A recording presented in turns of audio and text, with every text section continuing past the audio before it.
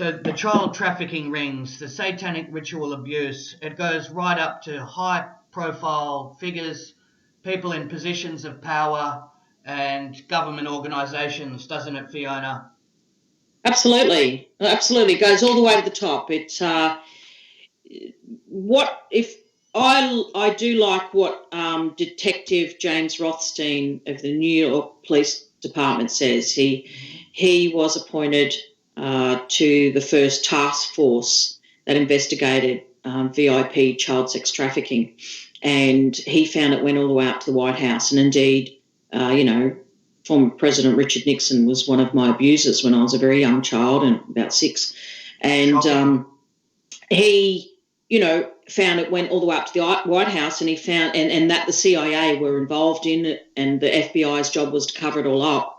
And then he found that there was an identical child trafficking operation in Australia, and a pedophile ring involving Gough Whitlam's cabinet and all the people in government in Australia around that time as well. So I'm not the only one saying it. I know other victims of Bob Hawke and various people. I know people who know other victims as well. So people hearing a lot of these names, they would be definitely beside themselves and trying to process that information.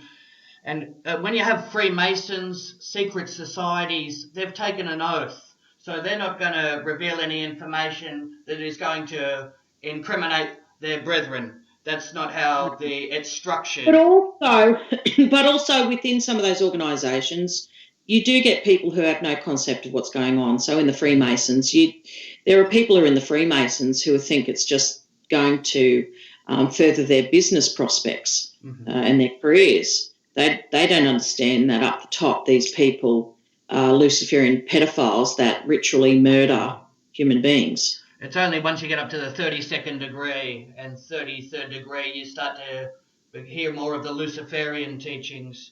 And I believe, a lot of people, they would be reluctant to step forward in fear of retaliation if they... Oh, my God. They pick them off. They pick them off like the OTO have a habit of trying... They take a Scientology approach to managing people who are advocates, not victims, but advocates who have spoken up, and they try and sue them.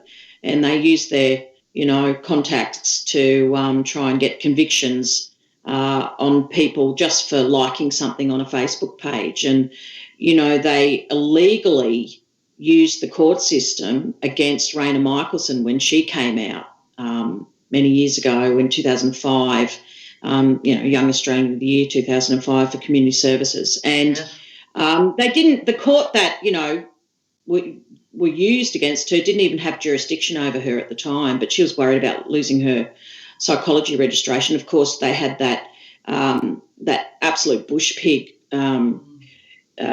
Nixon, Roxon, the one in charge of Victorian Police. Yes. She covered it up. She just covered it up. They had police videos. They had videos submitted to the police of men in police uniforms raping kids at a daycare centre at Mornington Peninsula, and testimonies from children and all sorts of things. So, everything was just covered up, and, of course, that's a tactic they take. But I'm a victim, and the OTO used me at Sydney University. Members of the OTO at Sydney University, I don't know what goes on in other chapters. Yeah, I don't know what goes on around other places in Australia. I'm telling you what I saw. Anthony Kidman, Bruce Spence, the shitty actor from Mad Max. Right. What's her name? The president of the Australian Human Rights Commission, Rosalind Croucher, she's involved, and a lot of my perpetrators are dead now. But these are the people who have prominent positions within Australian society, especially in Sydney, and they're involved in this crap. And even when it gets to the Chief of Police, they're Freemasons as well, and they've been culprits as well, and that's been brought to the public.